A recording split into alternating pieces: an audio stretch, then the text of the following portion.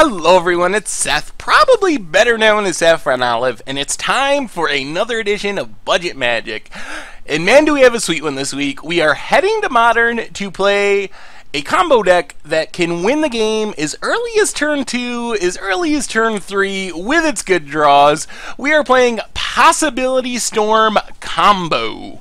So we'll break down the deck in just a second. First, a very quick reminder, if you enjoy this video, take a second, click the like button, the subscribe button, leave a comment. All that stuff is super helpful for the channel, so I just wanted to remind you of that. Anyway, let's talk Possibility Storm in Modern. So Possibility Storm is this really crazy red enchantment. It costs 5 mana, and essentially what it does is whenever you cast a spell, that spell gets exiled, and you exile cards from the top of your library until you hit a card of the same type. So if you cast a sorcery, you exile cards until you find another sorcery. If you cast a creature, you do it to hit another creature, so on and so forth. And then once you hit a card of the same type, you get to cast that card for free, and the original spell you cast, along with all the other exile cards, go on the bottom of your library in a random order. So essentially, you cast a creature, you get another random creature from your deck. You cast a sorcery, you get another random sorcery, instant, planeswalker, exactly the same no matter what the card type is. So we're not just playing Possibility Storm to be wacky and random. Well, it would be fun to be like, haha, opponent, now your Tarmogoyf is a Dark Confidant. That's not a legitimate plan in Modern. We are actually comboing with it because we are controlling what cards we get, and the way we do that is we only play 2 creatures in our deck. Creature number 1 is Endless One. Not really relevant, the abilities, the creature type, any of that stuff. The reason we play it is it's 0 mana. And then creature number 2 is Emrakul the Aeon Storm. The most powerful, most unbeatable creature ever printed in Magic. So you can probably see where we're going with this. If we get a Possibility Storm on the battlefield, we can cast an Endless One for 0 mana. It gets exiled, and we are going to look through our deck until we find Emrakul and cast our Emrakul and win the game. It's important to note that Possibility Storm does say you cast the creature. We're not just putting it on the battlefield or anything, so we do get the take an extra turn trigger, which makes it even more unbeatable. So if we have a Possibility Storm, cast our Endless One for free, it's almost impossible to lose, especially if we do it early in the game, because our opponent doesn't even get to untap. Emrakul has protection from all colored spells, so we attack, annihilate away their board, hit them for 15. Good game, well played, that's the end of it. Teleria West is essentially additional copies of Endless One. That's one of the weaknesses of the deck, is we only have a single Endless One. And we need to find that, along with the Possibility Storm, to be able to win the game by getting our Emrakul.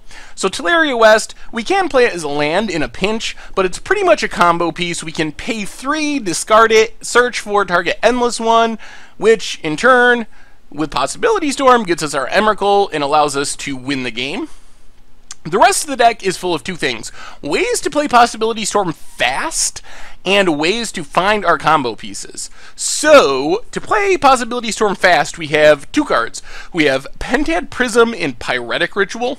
Pyretic Ritual is pretty much a Stormy card. It adds 1 additional mana in the turn it was cast. So if we have 4 lands and we're trying to cast our Possibility Storm, Pyretic Ritual will get us up to that 5th mana to cast it. Pentad Prism is pretty powerful.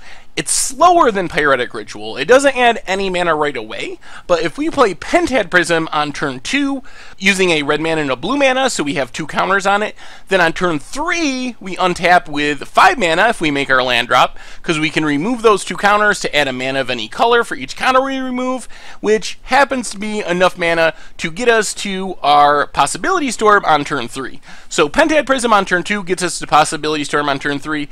Pyretic Ritual, it really depends. If we have double Pyretic Ritual, that would also get us to Possibility Storm on turn 3.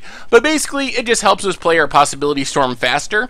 And since we're a budget deck, we don't get some of the disruption cards I'd like to play in a deck like this. We don't get Blood Moons and so forth. So instead of trying to be resilient, we are trying to be fast and get our Possibility Storm out as soon as possible and win before our opponent has a chance to win by playing a fair game of Magic with more powerful and way more expensive cards.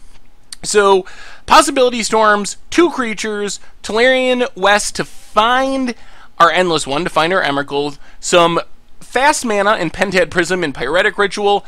The rest of the deck is filtering. So Faithless Looting lets us draw 2 cards and discard 2 cards, and we can flash it back. This is just, all of these cards are to cycle through our deck as fast as possible to find Possibility Storm, and then find a Teleria West or Endless One. Faithless Looting is also important because we can't win if we have our Emrakul in hand. But Emrakul shuffles back into the library if it goes to the graveyard, so Faithless Looting allows us to discard our Emrakul and combo off if we just happen to naturally draw our 1 copy of Emrakul.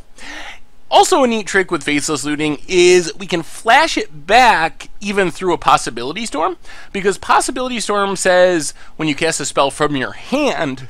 So if we get the Possibility Storm down but don't have our combo pieces, we can still flashback looting to keep cycling through our deck. We don't have to worry about it getting exiled and turning into some other random card. Peak is basically budget Gitaxian Probe. If we were on a budget, we would have played Gitaxian Probe. The upside is it's instant speed. Otherwise, it's 1 mana Gitaxian Probe. You don't have the Phyrexian mana option. So you look at an opponent's hand and draw a card. It cycles us through our deck, also lets us know if the coast is clear to try to play our rituals into Possibility Storm, or if we have to try to wait and play around counter magic or something. Sleight of hand, kind of budget Serum Visions. I would probably play Sleight of Hand in the deck anyway, because we really want as many cantrips as possible, but we look at the top 2 cards of our library, 1 goes in our hand, the other 1 goes on the bottom. Just another way to cycle through our deck, find our combo pieces as soon as possible to win the game. Then we got a little bit of disruption. Izzet Charm is really good because it lets us Faithless Looting, essentially, draw 2, discard 2 to find our combo pieces. It can kill a creature if we're stuck under a Dark Confidant or something in the early game to buy us some time, or it can counter a non-creature spell unless its controller pays 2, so it's also a way to force through our Possibility Storm through some of our opponent's counter magic. And Mana Leak, same thing, just to disrupt our opponent, make sure we can resolve our Possibility Storm.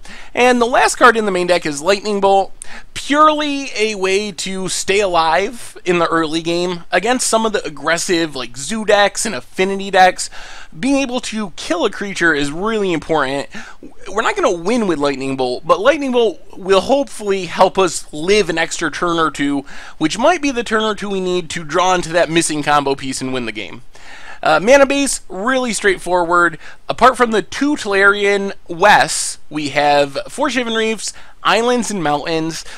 In the sideboard, Dispels and Swan Songs, pretty much to counter counters that would counter our Possibility Storms. Anger of the Gods and Pyroclasms come in against any really fast decks if we're up against Affinity or Zoo or maybe even Burn depending on the build. Just a way to buy us some time while we combo off by sweeping away the board. And since we aren't really playing creatures, well, other than the Emrakul, we never plan on actually having an Endless One on the battlefield. Pretty much one-sided, not hurting us at all. And then a bunch of stuff for specific matchups. Sudden Shock is there to fight against Infect. Since it has Split Second, our opponent can't respond to it with a pump spell. Kills a Blighted Agent, and Inkmoth Nexus, and whatever Infect creature. It's also fine against a deck like Affinity, since they can't sack their Arcbound Ravager, things like that. Tormod Script to help against graveyard decks, Shatter to kill an artifact, mostly against Affinity, and then Crumble to Dust against Tron type decks. Can also deal with creature lands, but primarily there to deal with Tron. So that is Possibility Storm in Modern, and I think the deck is really sweet. The combo is unbeatable. I mean, not literally unbeatable, but the odds of beating an Emrakul on turn 3 or turn 4 with the extra turn trigger are incredibly low. So if we can do what our deck is supposed to do, play the Possibility Storm, play the Endless One, cast an Emrakul, it's really hard to lose.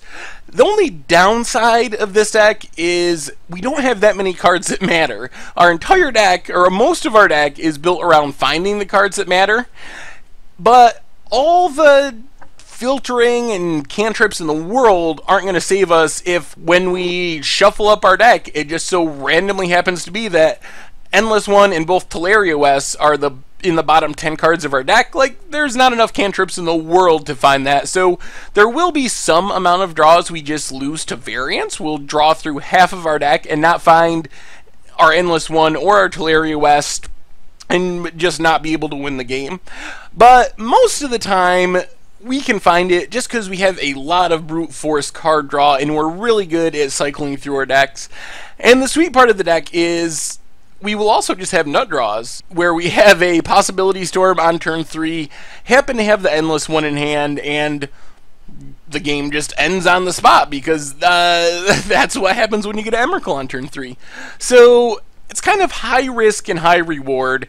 So my expectation is we're going to have some games that are super awesome and we do super explosive sweet things, and then we're going to have some games where we just kind of fizzle and draw a bunch of cards and never really find what we need. Anyway, that is Possibility Storm in Modern. I think the deck is super cool, super fun, and I'm really looking forward to playing it. Thank you very much for watching. I hope you enjoy the Possibility Storm in Modern budget magic videos, and I will talk to you soon.